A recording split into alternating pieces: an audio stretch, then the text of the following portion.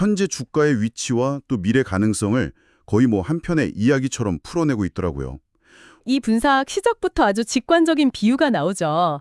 현재 제유비의 주가를 높은 곳에서 떨어진 공에 비유하고 있거든요. 아, 그 비유 저도 봤어요. 처음엔 엄청난 속도로 그냥 쾅 하고 바닥을 향해 내리꽂히다가 이제는 그 에너지를 거의 다 잃어버린 거죠. 그래서 바닥 근처에서 그냥 톡톡 하고 몇 번 튀어오르다 멈춘 상태다. 이 비유 하나만 봐도 지금 주가의 하락 에너지가 거의 소진됐구나 하는 걸 알 수 있습니다. 바로 그 멈춤. 이게 오늘 이야기의 핵심이겠네요. 이 멈춤이 더 높이 뛰어오르기 위한 일종의 움츠림인지 아니면 정말 그냥 바닥에 주저앉아버린 건지 그 의미를 단기, 중기, 그리고 장기적인 관점에서 한번 깊이 파헤쳐 보겠습니다. 사실 제유비 같은 기업을 분석할 때 이런 멈춤의 순간이 아주 중요합니다. 저는 개인적으로 이런 기업들을 드림스톡, 그러니까 꿈을 파는 주식이라고 부르는데요. 꿈을 파는 주식이요? 네, 아직 뭐 실제적인 매출이나 이익은 없지만 미래에 대한 어떤 거대한 비전, 또 기술력, 이런 걸로 투자자들을 끌어모으는 거죠. 지금 제유비는 실적 발표라는 아주 차가운 현실과 또 두바이 에어쇼라는 뜨거운 꿈, 이 사이에서 팽팽하게 줄달리기를 하다가 잠시 숨을 고르고 있는 겁니다. 좋습니다. 현실과 꿈의 대결이라니 아주 흥미로운 관점이네요. 그럼 먼저 그 차가운 현실부터 자세히 들여다보죠. 오일 차트부터 설명하고 있는데 와, 이건 뭐 그야말로 아찔한 급경사입니다. 보는 사람 마음 졸이게 만드는 그런 하락세였어요. 맞습니다. 그 방아쇠를 당긴 건 명확하죠. 바로 최근의 실적 발표였습니다. 시장의 기대치에 못 미치는 결과가 나오니까 투자자들이 실망감에 매물을 막 쏟아낸 겁니다. 구체적으로 어떤 점에 그렇게 실망을 한 건가요? 자료에 따르면요, 투자자들이 주목했던 건 미래의 어떤 청사진보다는 당장의 현금 소진율 같은 아주 현실적인 지표였어요. 아, 캐시번 레이트요? 네, 꿈을 이루려면 돈이 필요한데 그 돈이 생각보다 너무 빨리 줄어들고 있다는 신호에 시장이 아주 민감하게 반응한 거죠. 단순히 실망 매물로 나온 건 아니었겠군요. 이런 급락은 보통 연쇄 반응을 일으키지 않나요? 그렇죠. 여기에 이제 손실을 막기 위한 손절매, 스탑로스 물량이 터져나오고 또 하락 신호를 포착한 컴퓨터 알고리즘 매매가 기름을 부으면서 하락세가 걷잡을 수 없이 커진 겁니다. 말 그대로 파는 사람이 사는 사람을 압도하는, 공포가 시장을 지배하는 그런 순간이었죠. 그런데 그 무섭던 하락이 갑자기 멈췄단 말이죠. 자료에서는 이걸 차트에서 가장 귀한 신호 중 하나라고까지 표현하는데요. 솔직히 더 떨어지지 않는다는 게 곧 오른다는 뜻은 아니잖아요. 이게 왜 그렇게 중요한 신호가 되는 건가요? 자칫하면 그냥 하락하기 전에 잠시 쉬어가는 구간일 수도 있는 거 아닌가요? 아주 날카로운 질문이십니다. 실제로 그럴 수도 있습니다. 하지만 우리가 여기서 주목해야 할 건 힘의 균형이 맞대고 있다는 점이에요. 힘의 균형이요? 네, 끝없이 이어질 것 같던 그 매도세, 즉 파는 힘이 눈에 띄게 약해진 겁니다. 에너지가 고갈된 거죠. 그와 동시에 이 정도 가격이면 너무 싼 거 아니야? 혹은 미래 가치를 생각하면 지금이 기회다 라고 생각하는 사는 힘, 즉 매수세가 바닥에서부터 조용히 고개를 들기 시작하는 겁니다. 그 두 힘이 팽팽한 줄다리기를 시작하면서 가격이 더 안 떨어지고 옆으로 움직이는 횡보 구간에 들어섰다. 이 말씀이시군요. 정확합니다. 이 횡보 구간은 시장 참여자들이 잠시 싸움을 멈추고 서로 눈치를 보는 시간이에요. 이제 방향을 어디로 틀어야 하지? 하고 다들 고민하는 거죠. 그래서 보통은 큰 하락 추세가 끈다거나 아니면 위쪽으로 방향을 틀기 직전에 나타나는 아주 중요한 신호로 해석되는 겁니다. 그렇군요. 그리고 이 현상은 시야를 조금만 넓혀서 한 날짜리 그래프를 보면 더 명확해집니다. 이 멈춤이 갑자기 툭 나타난 게 아니고요. 잘 짜인 3막짜리 연극의 마지막 장면 같거든요. 3막짜리 연극이요? 네, 첫 번째 막은 실적 발표 직후의 충격으로 인한 수직 낙하였습니다. 롤러코스터가 정점에서 곤두박질 치는 그런 구간이죠. 그리고 두 번째 막은 시장 참여자들이 이건 좀 과한 반응 같은데 라면서 이성을 되찾기 시작하는 하락 속도 둔화 구간입니다. 미끄럼틀 마지막 부분처럼요. 맞아요.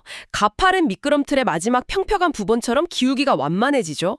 그리고 마지막 3막이 바로 지금 거의 움직임이 없는 바닥 다지기 혹은 멈춤의 단계입니다. 자료에 나온 겨울나무 비유가 지금 시점에 딱 들어맞는 거죠. 다음 봄을 준비하면서 에너지를 비축하는 휴면기라는 비유가 아주 인상적이네요.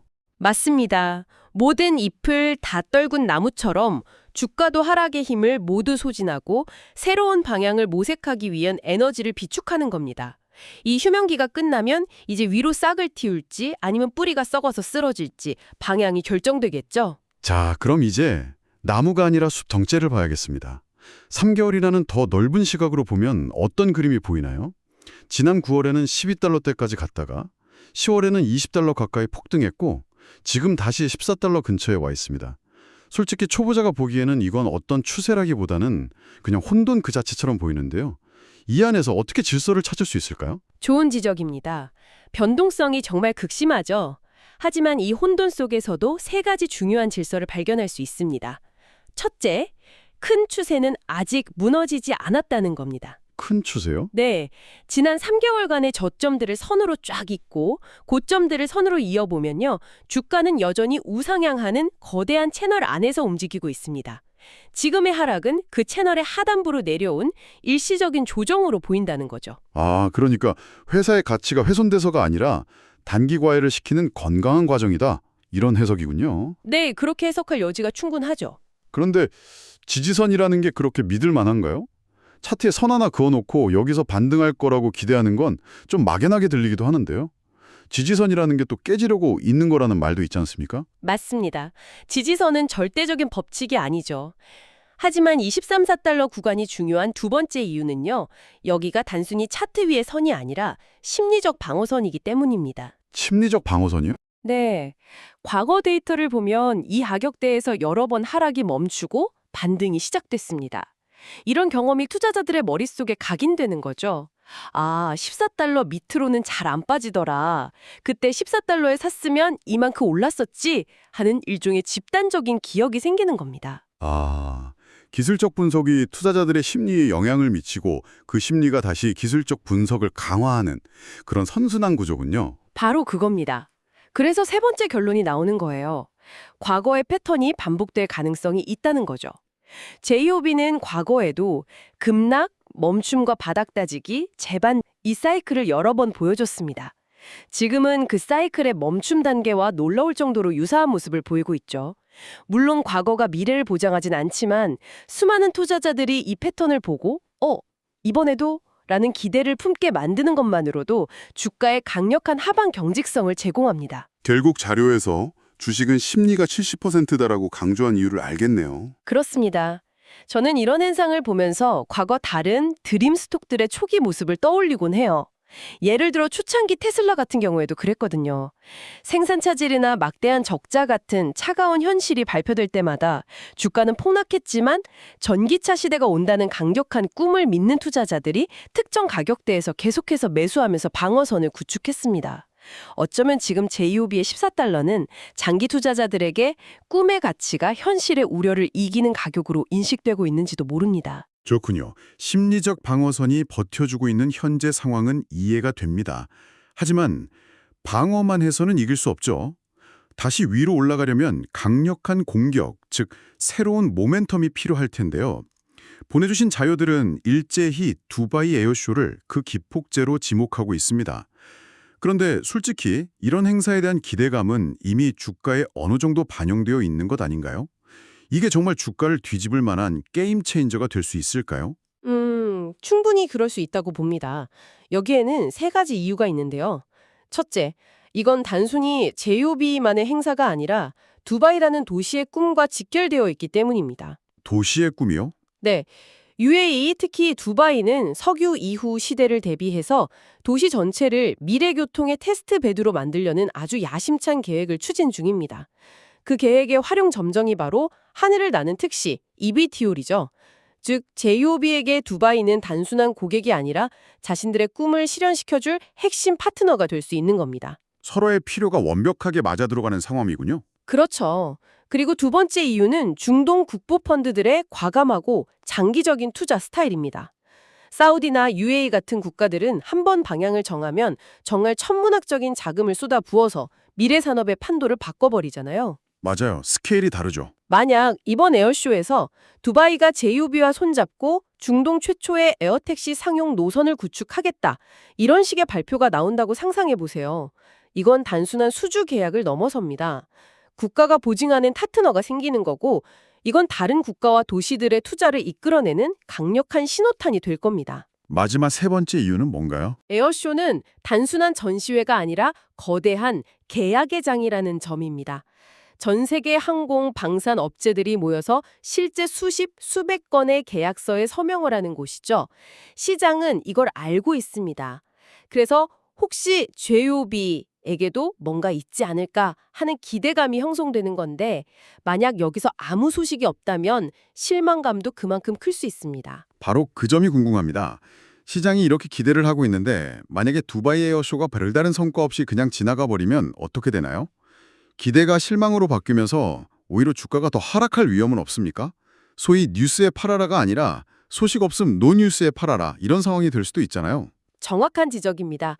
그게 바로 이 드림스톡이 가진 양날의 검이죠. 꿈을 먹고 자라지만 그 꿈에 새로운 땔감이 공급되지 않으면 순식간에 식어버릴 수 있습니다. 만약 에어쇼가 아무런 소득 없이 끝난다면 투자자들의 시선은 다시 두바이의 화려한 미래가 아닌 회사의 현금 소진율이라는 그 차가운 현실로 돌아갈 겁니다. 그때는 그 심리적 지지선이 다시 한번 큰 시험에 들게 되겠죠. 자, 그럼 이 모든 분석을 종합해서 앞으로 가능한 시나리오들을 한번 정리해보죠. 가장 긍정적인 시나리오부터 시작해볼까요? 네, 가장 긍정적인 첫 번째 시나리오는 역시 두바이 에어쇼에서 시장의 기대를 뛰어넘는 좋은 소식이 나오는 경우입니다. 예를 들어 구체적인 계약 규모난 상용화 시점이 담긴 파트너십이 발표된다면 꿈이 현실로 한 발짝 다가서는 강력한 증거가 되겠죠. 이 경우 주가는 즉각적으로 반응해서 15, 16달러 선을 넘어서 이전 고점을 향해 나아갈 동력을 얻게 될 겁니다. 특별한 뉴스가 없는 경우에도 반등할 가능성이 있다고 하셨죠. 그게 두 번째 시나리오겠군요. 맞습니다. 두 번째는 자연적 되돌림 시나리오입니다. 자료에 나온 그 고무줄 비유가 아주 적절한데요. 어떤 이유로든 단기간에 과도하게 하락한 주식은 특별한 호재가 없더라도 평균으로 회귀하려는, 즉 제자리를 찾아가려는 경향이 있습니다. 아, 세게 잡아당긴 고무줄을 놓으면 튀어오르는 것처럼요? 네, 바로 그거죠. 지금 JOB는 그 고무줄의 맨 아래쪽에 와 있기 때문에 큰 악재만 없다면 기술적 반등이 나올 수 있는 구간이라는 분석입니다. 다만 이 경우의 반등은 첫 번째 시나리오만큼 강력하지는 않겠죠. 물론 최악의 경우도 대비해야겠죠. 세 번째 시나리오는 어떤 건가요? 세 번째 시나리오는 앞서 우려하셨던 것처럼 두바이 에어쇼가 실망스럽게 끝나거나 혹은 JOB 자체의 문제와 상관없이 미국 증시 전체가 악화되는 경우입니다. 거시 경제 지표가 나빠져서 기술주 전반에 대한 투자 심리가 위축되면 아무리 좋은 기업이라도 하락을 피하기 어렵거든요. 하지만 이 경우에도 앞서 여러 번 강조했던 12에서 13달러 구간에 강력한 심리적, 기술적 지지선이 최후의 방어선 역할을 해줄 것으로 보입니다. 물론 이 방어선마저 무너진다면 그때는 추세가 완전히 꺾였다고 봐야겠죠. 오늘 JOB 주가에 대한 심층적인 분석을 나눠봤습니다. 보내주신 자료들과 논의를 종합해보면 오늘의 결론은 이렇게 정리할 수 있겠네요. JOB는 지금 실적 악화라는 현실의 충격으로 바닥까지 내려왔지만 강력한 심리적 지지선 위에서 꿈의 기폭제가 될 두바이 에어쇼를 기다리며 숨을 고르고 있다. 네, 완벽한 요약입니다. 오늘 우리는 차트의 움직임, 그 속에 숨겨진 투자 심리, 그리고 미래의 촉매제까지 다각도로 살펴봤습니다. 와 같은 이런 드림스톡에 투자하는 건요, 어쩌면 주식을 사는 것이 아니라 하나의 스토리를 사는 것과 같습니다. 그렇다면 여러분이 투자한 이 스토리가 계속 유효한지 어떻게 판단하시겠습니까? 단기적인 주가의 등락일까요? 아니면 회사가 내놓는 장기적인 비전일까요? 여러분에게 있어 이 스토리는 끝났다, 혹은 이제 진짜 시작이다 라고 판단하게 할 결정적인 신호는 과연 무엇일지 한번 곱씹어 보시는 것도 이 주식을 이해하는 데 큰 도움이 될 겁니다.